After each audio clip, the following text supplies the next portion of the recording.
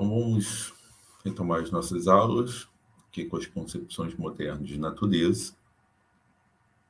Então, ao longo da nossa caminhada, nós viemos falando sobre como a natureza, então, está interligada a esse processo na formação técnica.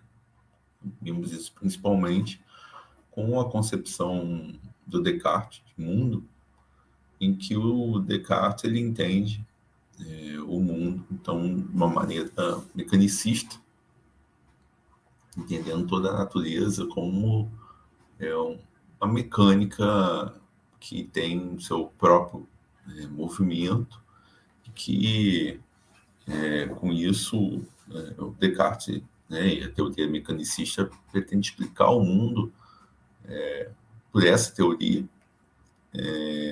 na transposição matemática de natureza, afastando assim todo o místico, todo o oculto, tudo que possa ser duvidoso, né? Afastar a dúvida é importante, né?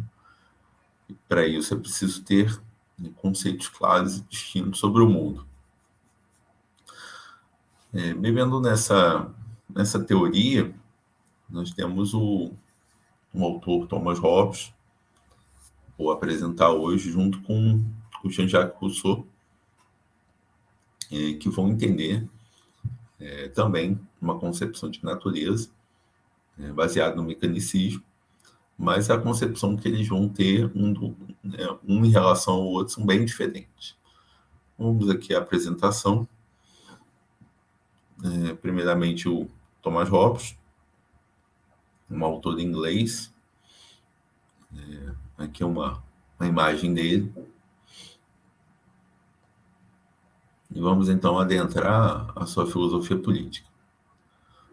A filosofia política do Hobbes é uma analogia entre a natureza e a sociedade. Ele entende então que a natureza é o fruto da criação divina e, portanto, dentro dessa criação há aquele que é o ser mais perfeito, que seria o ser humano. Então, o ser humano também é criador, é capaz de criar como Deus, mas o que ele cria não é corpos naturais, mas sim ele cria máquinas. Ele é capaz de construir máquinas, ele é capaz de construir máquinas, inclusive, que têm uma própria autonomia. E aí, novamente, o exemplo do relógio, como um objeto que deixa o homem moderno, um tanto estarrecido, desse marcador temporal que funciona, então, de maneira autônoma, marcando, então, a passagem do tempo. E o relógio, então, é esse exemplo da analogia em que entendemos que uma máquina ela funciona ininterruptamente como um autômato. Nisso, então, o ser humano é capaz de criar seres artificiais, e esses seres artificiais eles têm também uma vida artificial. Isso, numa escala maior, o ser humano, então, é capaz de criar aquilo que é o artifício máximo da capacidade humana, ou seja, a grande máquina, que é o Estado. O Estado, então, para o Thomas Hobbes, é o ápice da criação humana, que ele também vai chamar de homem maior. Então, uma analogia é com o corpo. Assim como o ser humano tem um corpo natural, o Estado ele vai ter um corpo maior, que ele vai chamar de corpo político. Então, o corpo político nada mais é do que o Estado. E, se entendermos a matéria que compõe o Estado, que são os corpos humanos, é possível entender como funciona essa matéria e adequá-la dentro do Estado. Então, a política ela tem uma intenção para o Hobbes de ser uma ciência exata, ou seja, uma explicação matemática da política, através da leitura do ser humano. Então, um olhar para si, e não uma leitura de um ser humano em específico, a não ser olhar para si e encontrar em si mesmo todas as paixões, a capacidade racional, a capacidade corpórea, que vai fazer com que eu entenda toda a humanidade. Então, esse é o objetivo do Hobbes. O Estado, então, é a representação de todos que estão dentro do Estado. Isso, essa figura aí, que está aí que está na capa do Leviatã, que é a obra aí maior do Thomas Hobbes, em que nós podemos ver, de um lado, a espada, né, típica do poder, o cetro, então, também um poder espiritual. E aqui, no corpo, então, né, do rei, podemos ver vários humanos menores que compõem, então, o corpo político, que é o Estado. O Estado, então, é a representação deste ser. Né?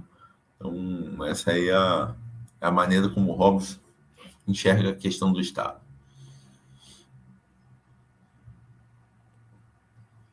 Então, para isso, preciso entender as várias capacidades do ser humano, inclusive o que ele é, né? As suas paixões, a questão da razão, como isso tudo compõe o ser humano para que possa pensar a própria composição do Estado, já que a matéria do Estado é o ser humano.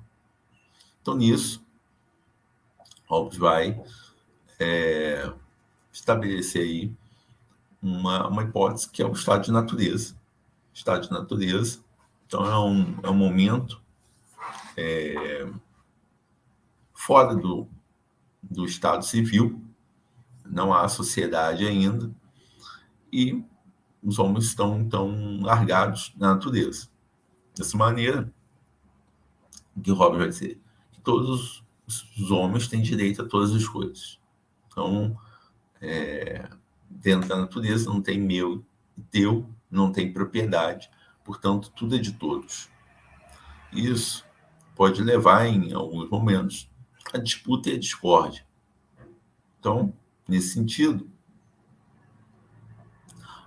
Hobbes elenca alguns fatores dessa disputa e dessa discórdia. A primeira delas seria a competição, então essa busca do ser humano por ter mais, por expandir aí o que tem. Então, uma busca por um lucro, um ganho. Mas também pode ser fruto da desconfiança, ou seja, eu desconfio que vai ser atacado por outros e, portanto, para manter a minha própria segurança, eu ataco primeiro. E o terceiro, por glória, por reputação, ou seja, por ser reconhecido pelos demais. Então, esses são elementos que levam à discórdia entre os seres humanos no estado de natureza. Portanto, o estado de natureza é um estado de guerra, um estado de guerra de todos contra todos, em que não é uma guerra iminente, em que todos estão brigando necessariamente, mas o estado de guerra é como um mau tempo, né? Ou seja, pode vir a chover, mas ninguém sabe quando choverá.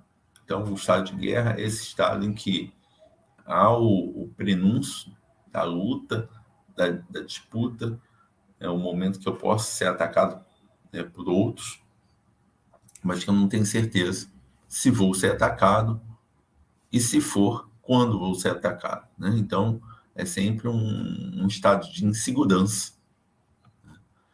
E nisso, o que nós temos aí é o medo da morte violenta. Né? O ser humano ele não quer morrer violentamente. Sabemos que vamos morrer, mas se procura evitar a morte violenta. né? Ninguém quer ser espancado até a morte, levar pedrada, um pedaço de pau na cabeça, um tiro. Então, tudo isso é o que procuramos afastar. Só que no estado de natureza, nunca se sabe, né, se podemos ser atacados ou não. Né?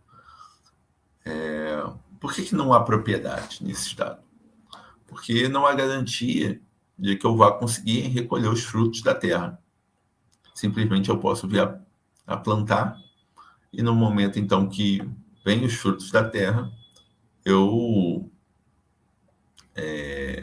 perco tudo para os outros, né? Outras pessoas tomam o que é meu. Então não há garantia alguma do meu e do teu, não há justiça, não há nada que faça com que eu possa garantir então a propriedade.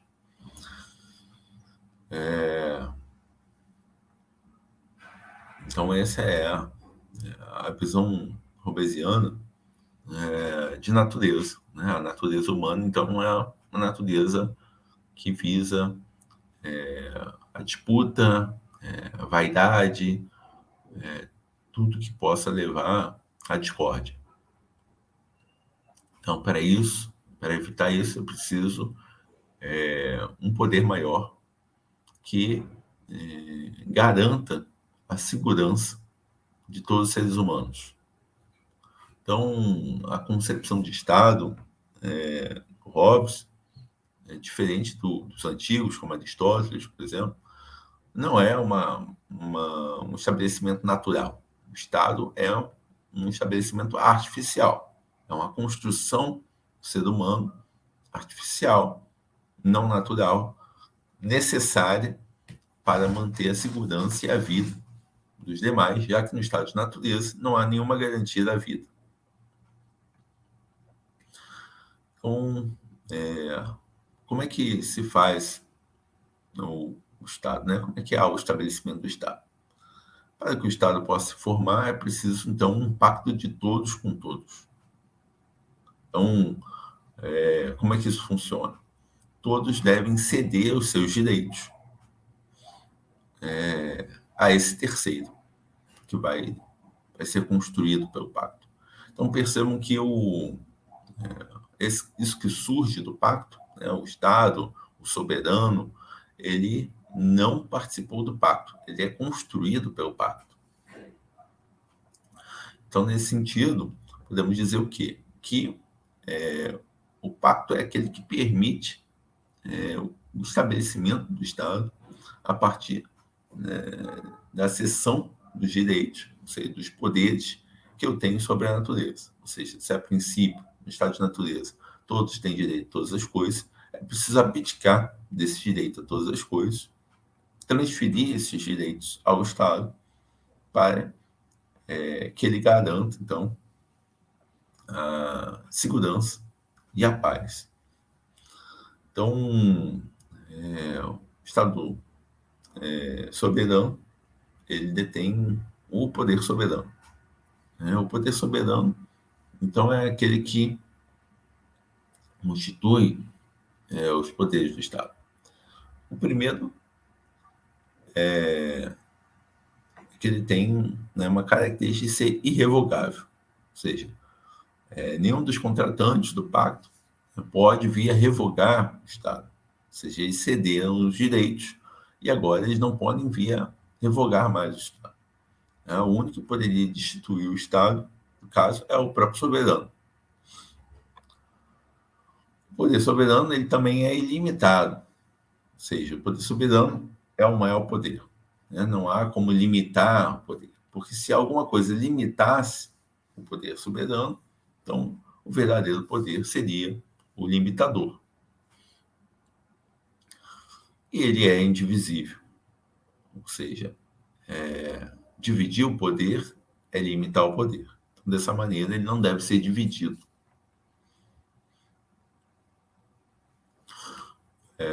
Então, o estabelecimento do soberano é o que garante, na visão do Hobbes, a segurança e a paz dos seres humanos, já que no estado de natureza há o medo da morte. Então, é preciso estabelecer um ser que é mais poderoso do que todos e que o qual, né, os seres humanos devem agora temer, né, o medo da lei, né, a lei então imposta pelo soberano, para então que se cumpra. Nisso é possível garantir a propriedade, ou seja, agora o Estado garante o meu e o teu. Agora o Estado faz com que aquele que detém uma propriedade tem, de fato, a posse e não pode ter essa propriedade tomada por outros. Da mesma maneira, os contratos, né, o estabelecimento das leis, da justiça, agora é possível. Ou seja, não há injustiça no estado de natureza. Então, a justiça só pode ser estabelecida a partir do estado civil. Então, o Hobbes tem uma visão bem pessimista do ser humano, entendendo o ser humano como dotado de paixões que vai prejudicar o convívio entre eles, a não ser que haja um poder maior capaz de assegurar a paz entre estes. Essa posição ela é bem diferente do Rousseau, né, que nós vamos ver agora.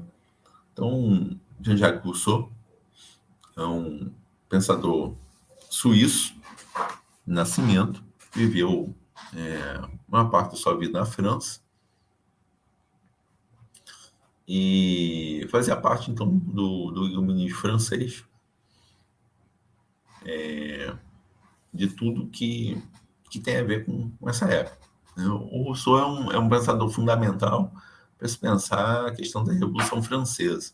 A Revolução essa que ele não viu, né, por alguns anos, mas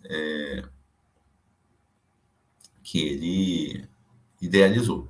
Né? Então, aí, por mais ou menos 11 anos, ele não pôde vivenciar a Revolução, que ele contribuiu intelectualmente para que ela viesse a acontecer. Então, vamos entender um pouco aí do pensamento do Rousseau. O Rousseau, na sua juventude, ele vai participar de um concurso da Academia de Dijon, em que vai ser colocada a seguinte questão, ou seja, pode a desigualdade ser justificada, a desigualdade entre os homens, né, ser justificada pela lei natural, ou seja, do âmbito da natureza o fato de existir uma desigualdade hoje na sociedade. Então, ele estava pensando na sua época, mas, obviamente, a questão do Rousseau continua atual. Né? A desigualdade ela é visível e a reflexão sobre isso ela ainda é atual. Né? Então, para pensar se a desigualdade é natural ou não, ou seja, se é fruto da natureza, o Rousseau ele também vai pensar um estado de natureza e vai levantar, então, a hipótese do homem natural. Ou seja, a hipótese do homem natural ela não é uma hipótese histórica, ou seja, um dia existiu tal homem. Ela é uma hipótese que visa entender o ser humano na sua totalidade, afastando, então, aquilo que é acidental e levando apenas em consideração as suas características essenciais. Ou seja, o Rousseau não está preocupado com as especificidades de cada um, mas sim com aquilo que total, geral, necessário no ser humano. Dessa maneira, você não está preocupado com credo, com política, com cor, religião, que os seres humanos possam ter. Ele quer saber exatamente quais são as características essenciais, afastadas, então, os seus acidentes. Afastado, então, aquilo que é circunstancial em cada ser humano e que não caracteriza, então, algo necessário e essencial. Nesse sentido, ele vai vislumbrar aí 4 características essenciais do ser humano. Então, como é que ele entende, primeiramente, um homem natural? O homem natural é aquele que vive na natureza, não vive ainda em sociedade. E para o Rousseau, ao contrário do Hobbes, o ser humano não tem nenhum motivo para entrar em disputa com outros seres humanos, até porque a natureza é ampla e ele pode vir a habitá-la sem a necessidade de conflito. Então, ele não busca o conflito, ele não quer expandir territórios, ele não tem a questão da vaidade, como Hobbes aponta, ele apenas é um animal como qualquer outro, que vive na natureza buscando aí o seu alimento e a sua sobrevivência. Então, a primeira característica essencial para o Rousseau é a liberdade. Então, o homem nasce livre, o homem é livre, a liberdade é o que compõe essencialmente o ser humano. Ao contrário dos outros animais, que não podem fazer escolhas, mas eles agem pela sua necessidade, eles agem pela sua programação natural, aquilo que podemos também chamar de instinto. O ser humano, então, ele pode agir por escolhas, e fazer escolhas é ser livre aí na interpretação do Rousseau. A liberdade, então, é a primeira característica que compõe o ser humano. Todo homem é livre e assim deve permanecer. Então, essa é a primeira de todas na composição da essência humana. O segundo é a igualdade. Então, nada físico, intelectual é suficiente para apontar uma desigualdade natural entre os seres humanos, ou seja, que alguns sejam mais altos, mais fortes, mais baixos, tenham características de pele diferente, mais peludos, menos peludos, carecas, cabeludos, nada disso caracterizam uma desigualdade ao ponto de diferenciar um ser humano. Ou seja, por mais forte que seja alguém, ele ainda é um ser matável, portanto, teme pela sua própria vida como qualquer outro. Então, é preciso entender que essas características são acidentes que não compõem e não diferenciam a essência própria humana. Nisso, o Rousseau entende que existe o fator da piedade. O que é a piedade? A piedade é uma paixão natural, para o Rousseau, em que todos, enquanto humanos, temos. E essa característica ela está mais aflorada na natureza. Então, a piedade ela é uma paixão que faz com que eu me compadeça de um outro ser e possa, então, vir ajudá-lo, se assim for possível e necessário. Então, o exemplo que ele dá é do sentimento do cuidado, né, com os seres humanos quando nascem, né? Ou seja, o ser humano é um ser que precisa de cuidados enquanto bebê, enquanto criança, então há esse sentimento, né, de cuidar do outro. Há também como característica o exemplo que ele também dá é um outro ser humano, uma criança sendo atacado por uma fera, né, dilacerado por uma fera, por mais que não se possa fazer nada, um ser humano que observa aquilo se sente mal, se sente, né, com vontade de cuidar, né, de tentar fazer alguma coisa. Então, a piedade, ela é uma característica essencial que permite o reconhecimento de um ser humano em outro, né? Ou seja, o olhar para o outro, né? O olhar para ver que o outro também é um ser humano igual a ele. Então, Isso que o Rousseau fala, a piedade, ela é uma paixão que leva ao altruísmo, ao contrário do amor próprio. O amor próprio, ele leva ao egoísmo e ele é aflorado na sociedade, ao contrário do amor de si. O amor de si é o sentido de autoconservação, ou seja, aquilo que eu preciso para me manter vivo. É isso. O amor próprio, ele é um ensimismar-se, né?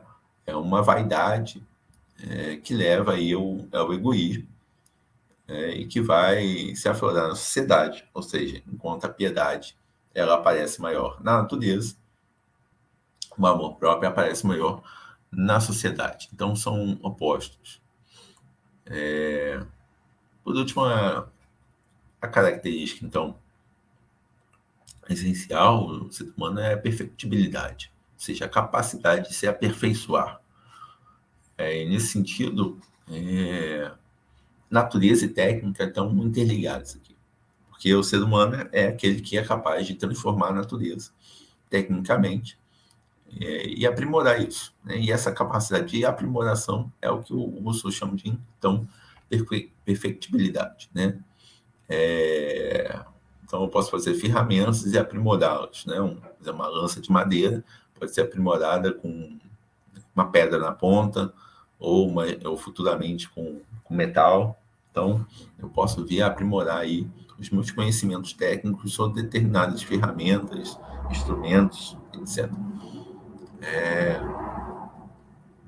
Então, dentro dessa visão do Rousseau, a natureza não é o âmbito da desigualdade. A natureza é o âmbito propriamente da igualdade, é justamente essa igualdade que garante aos seres humanos a sua liberdade. Né? Então, o Rousseau ele diz que tem um paralelo entre igualdade e liberdade, no sentido de que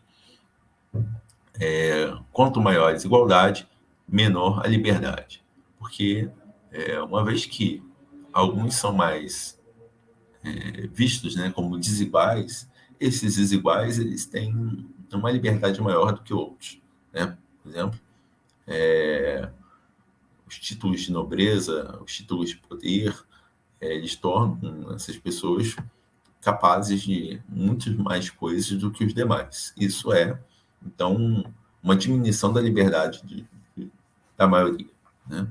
Então, quando se diminui a igualdade, também se diminui a liberdade.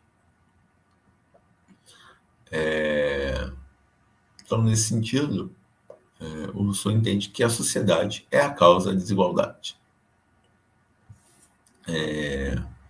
Então, vou ler aqui um trechinho que o Rousseau abre, então, a segunda parte do discurso sobre desigualdade da seguinte maneira. O verdadeiro fundador da sociedade civil foi o primeiro que, tendo cercado um terreno, lembrou-se de dizer, isto é meu, e encontrou pessoas suficientemente simples para acreditá-lo. Então, nesse sentido, o que ele diz? Como é que surge a sociedade? A sociedade surge com a propriedade. A propriedade cria um paradoxo, porque o Rousseau entende que, na natureza, nada é de ninguém. Né? Ao contrário do Hobbes, que diz que todo tem direitos a todas as coisas, o Rousseau vai dizer nada de ninguém. Na natureza, ela é o âmbito da liberdade. Todos podem vir a usufruir dela sem tomar posse de nada. Então, nesse sentido, a natureza ela é para ser desfrutada por todos. E quando alguém cerca, toma como propriedade uma parte dela, ele faz com que aqueles que não a possuíam, deixem de ter aquilo que não era deles. Ou seja, é um paradoxo. Né? Um paradoxo de você perder algo que não te pertence. A natureza, para o Rousseau, é o âmbito da bondade. Tudo que é da natureza é bom.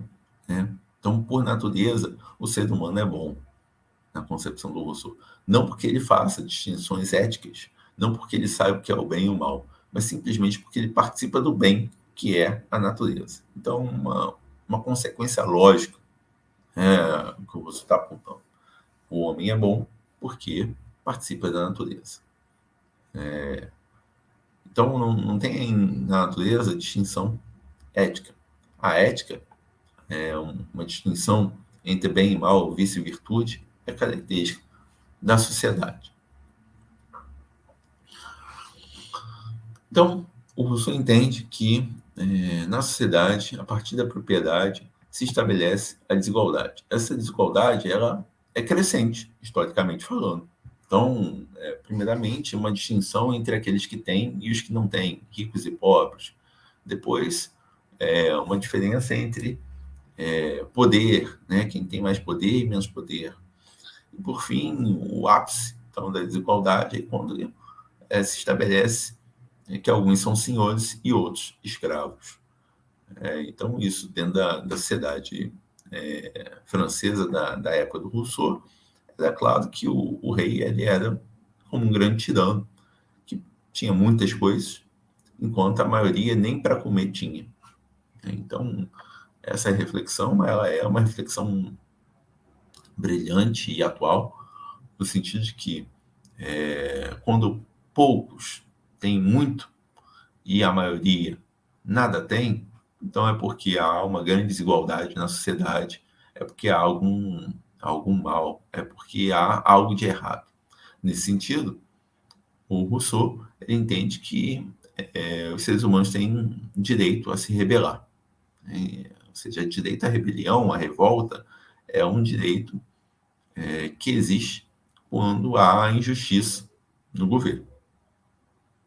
O Hobbes era totalmente contra a rebelião, ele entendia que a guerra civil ela só era causadora de males, mas o Rousseau entende que a rebelião ela é justa se a desigualdade ela for plena.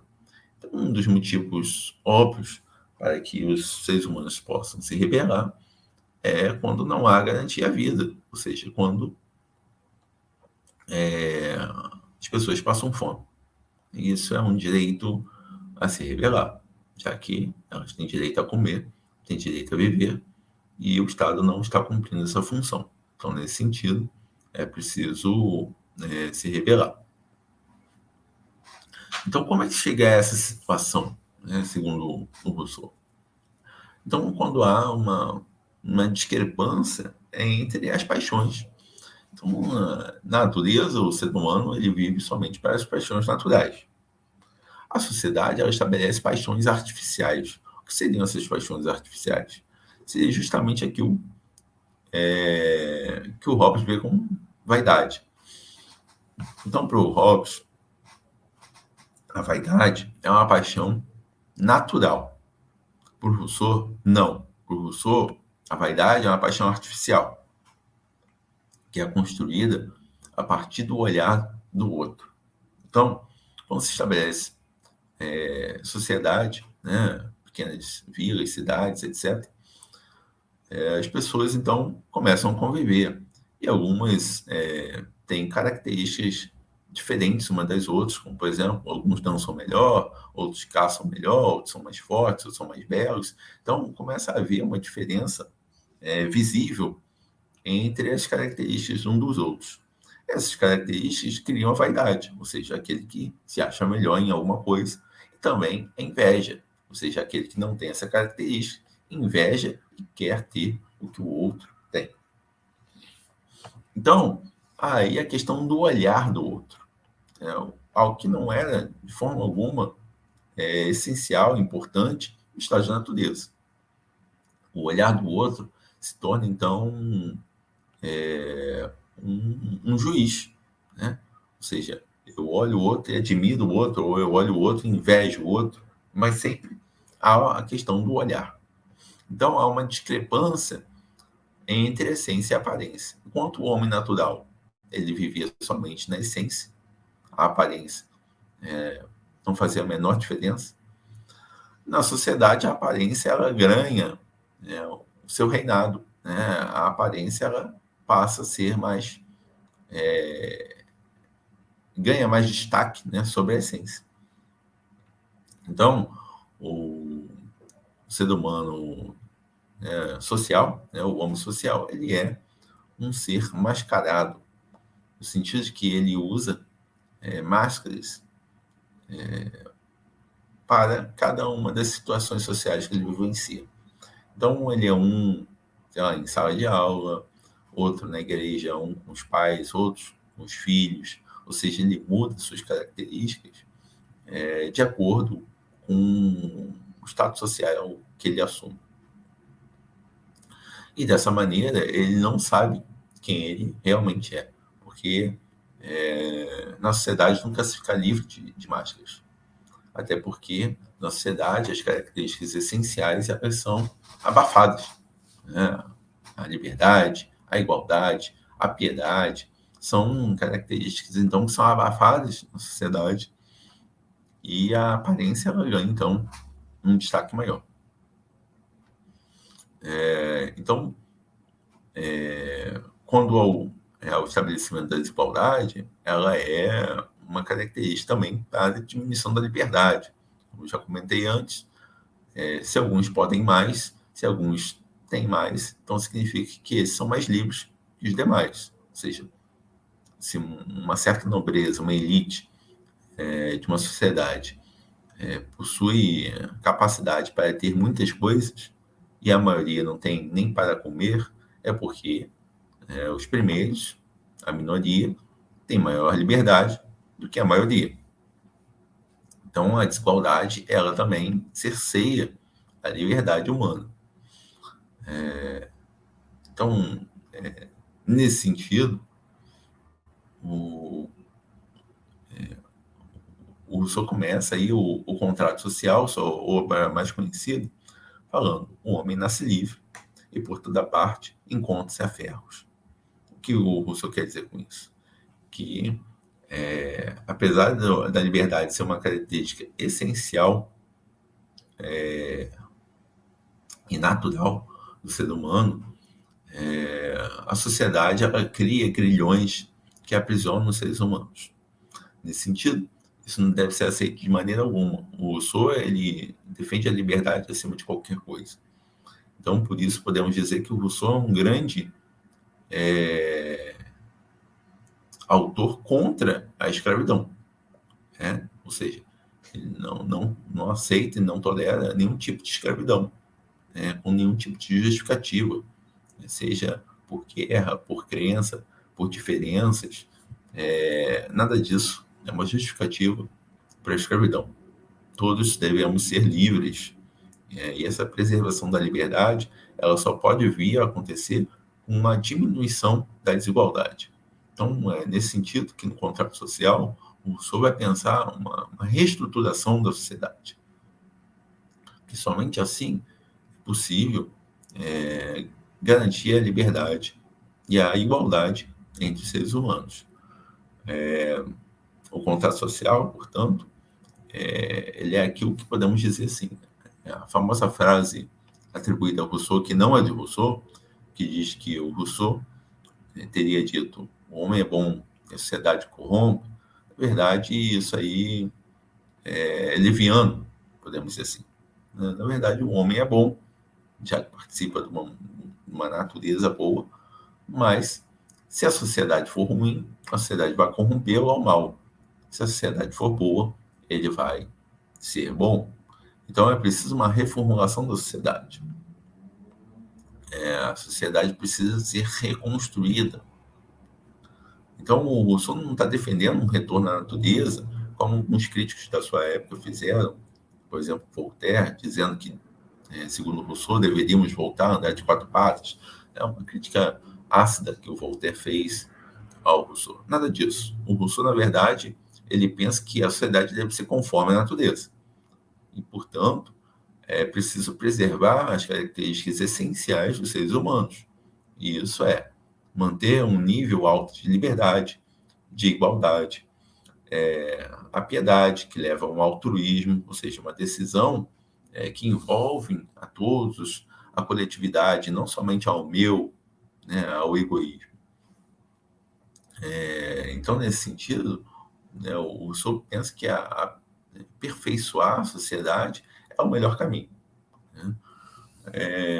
No final da vida, o Rousseau, ele é muito insatisfeito aí com o que ele sofreu, porque o Rousseau foi perseguido, o Rousseau teve, né, sua obra queimada em praça pública, o Rousseau teve a sua casa apedrejada. Então, o Rousseau ele precisou buscar o exílio, né, evitar, então, a sociedade, convívio em sociedade, já que, na visão dele, não houve homens para entendê-lo. E, portanto, no final da vida, ele vai se recolher no campo. A sua última obra se chama Os Devaneios do Caminhante Solitário, onde o Rousseau, então, faz as suas reflexões sobre sua vida.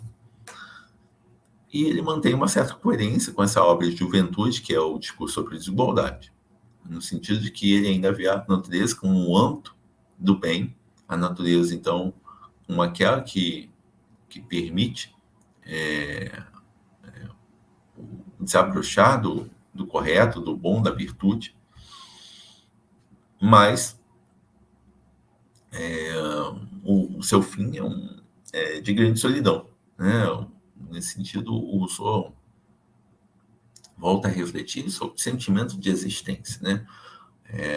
O sentimento de existência é uma reflexão que o Rousseau faz como sendo o primeiro sentimento que temos, né? Se assemelha muito, em outro aspecto, ao código cartesiano. Então, enquanto eu penso, logo existo, é uma distinção aí intelectual do ser humano. O Rousseau ele enfatiza a questão do sentimento, ou seja, o sentir como aquilo que é o primeiro ponto do ser humano, né? Eu sinto, né? Logo existo, podemos dizer assim. Eu sinto, né, que aqui estou. É um sentimento único, que me pertence, esse sentimento de existência, e que me permite a minha ação no mundo, né? Então, o Rousseau ele vai refletir isso, né, no final da vida, com grande solidão, e essa solidão é também uma forma de se recolher aos fora dos vícios da sociedade, ou seja, é uma certa maneira é um, é um retorno à natureza e um sentir-se livre das amarras sociais, né? Então,